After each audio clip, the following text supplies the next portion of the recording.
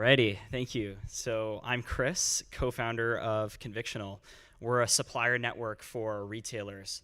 After YC, we raised $3 million from some incredible investors, including Garage Capital and Y Combinator. But I'm actually not here to talk about Convictional at all. I'm here to talk about you. And really the topic around what I want to talk about tonight began when we were at Y Combinator. And at Y Combinator, we started hearing some incredible pieces of advice. Do things that don't scale, talk to customers, launch before you're ready, and make something people want. And Y Combinator every week has a dinner for all their founders, and we sat down with one founder, and they were a Stanford dropout building this incredible piece of technology. And my co-founder and I asked him, so how are you going to bring it to market? And he said, oh, I'll just hire a salesperson to do that. And as a founder, as an entrepreneur, as someone in tech, someone looking to break into tech, you have to be the chief evangelist. If you're a founder, it's up to you to do the selling. And so the point of the talk today is to talk about one thing: distribution for early stage startups. And I'm going to tell you why you should obsess over this like you obsess over your product. So let's define distribution. What does it mean? Distribution is the set of activities that you control that delivers the value proposition to your customer. You see, you can't wait for anyone's permission to start a company, but you also can't wait for anyone's permission to bring your product to them. And so that's what distribution is all about.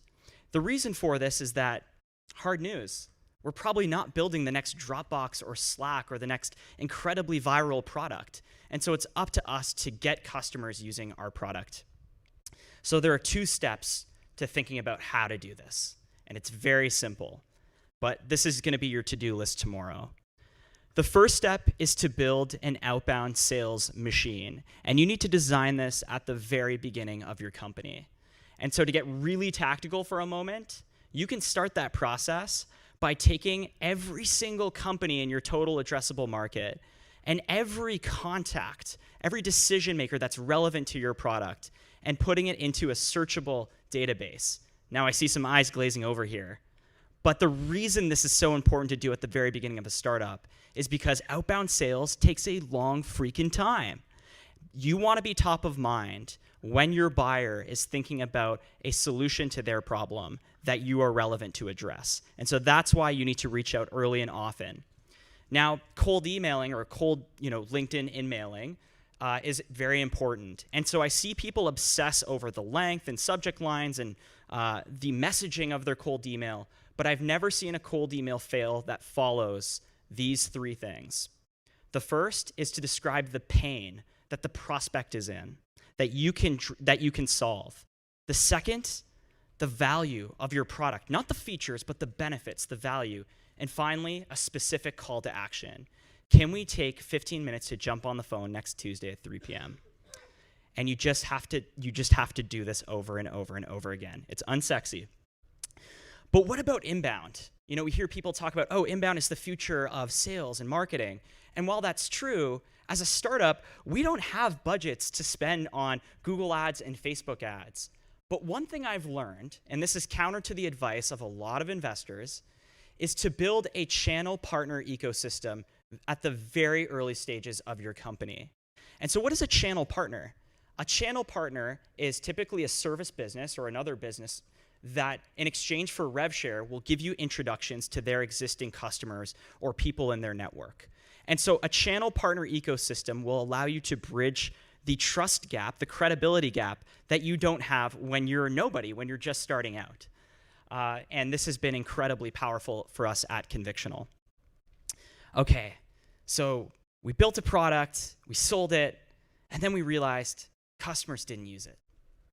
And this is a challenge for a lot of startups because if we don't have durable customers, then we're effectively putting in new customers into a sinking ship. And so distribution is not just about sales and outbound and consistency on that front, but it's also about putting our product into the hands of customers and ensuring they're getting value from it.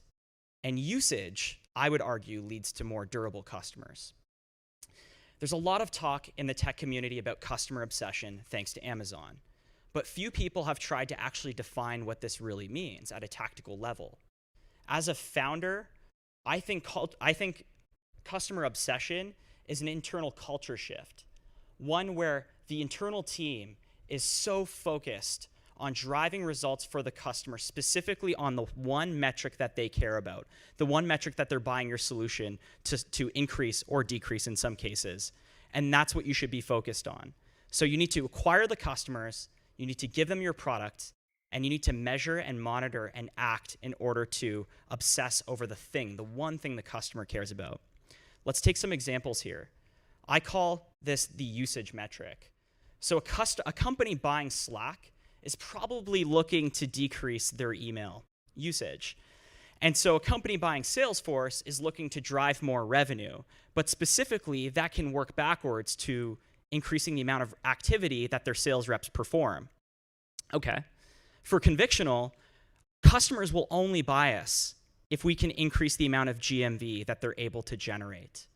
And so once we zeroed in on this reality, we then started to take steps to ensure that once we sold the product, they were actually using it and hitting their usage milestones and metrics. So in the early stages of a startup, we can't build every feature for every kind of customer. And a lot of founders have this misconception that they need to do that, and that delays their launch. But as a founder, you have one asset, and that's you and your time. And so instead of building everything for every customer, you can actually enable them through yourself. There are a number of things that you can do to gain commitment, to get customers to increase the amount of usage of your product. In the very early days of Convictional, we designed a customer onboarding program where we trained customers. We've also done proof of concepts where customers might have been a little skeptical initially to commit long-term, but after having our product in place for 3 to 6 months, they saw the value and renewed for a longer period of time. You can assign homework to them and mutual plans. And my favorite on this list is actually scheduling weekly calls with customers to hold them accountable and asking them questions like, are they using your product and how you can make it even better. You should celebrate usage milestones with them and reinforce the metrics that they're achieving with your product or service. And so that is my 2-step foundational framework for thinking about distribution as an early stage startup. And what I will say to end on is that this is a long game.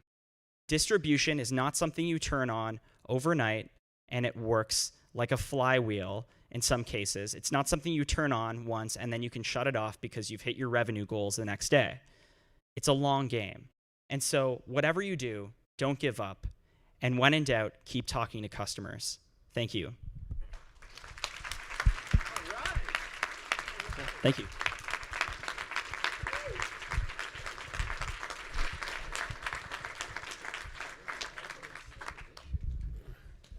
Questions?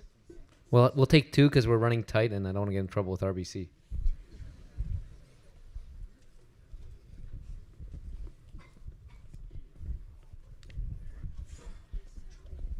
Thanks so much for the talk. You speak with a lot of clarity and a lot of conviction, so it was well received. Convictional. So I've got a question around. I mean, you talk about cold emailing.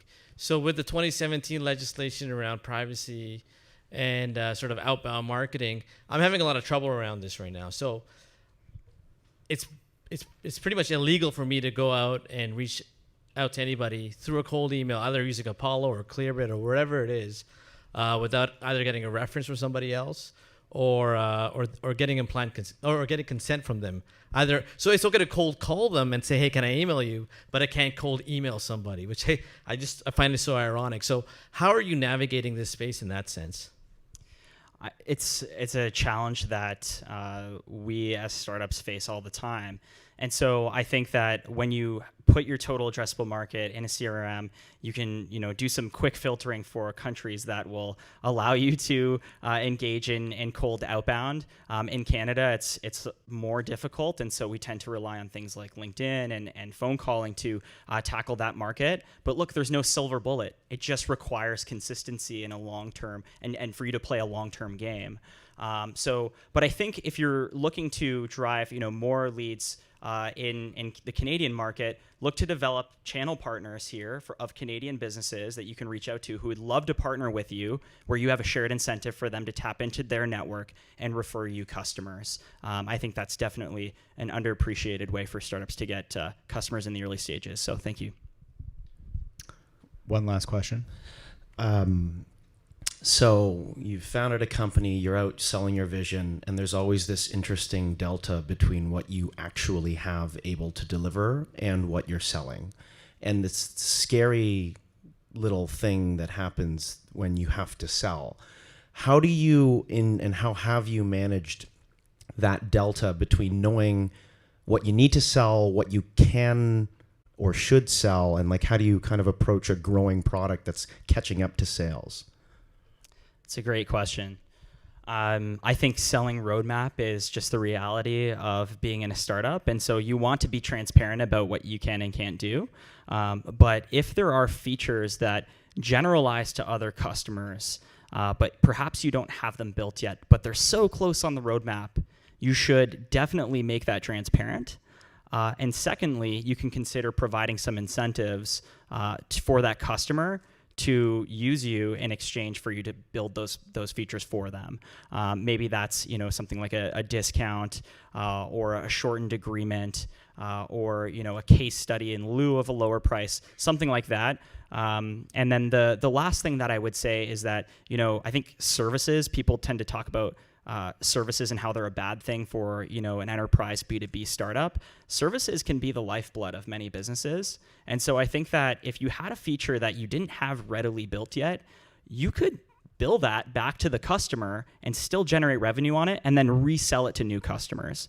This is what I've seen that's worked really well and something that I think you should try to experiment with too. Great. Thank you guys. Thanks, Chris.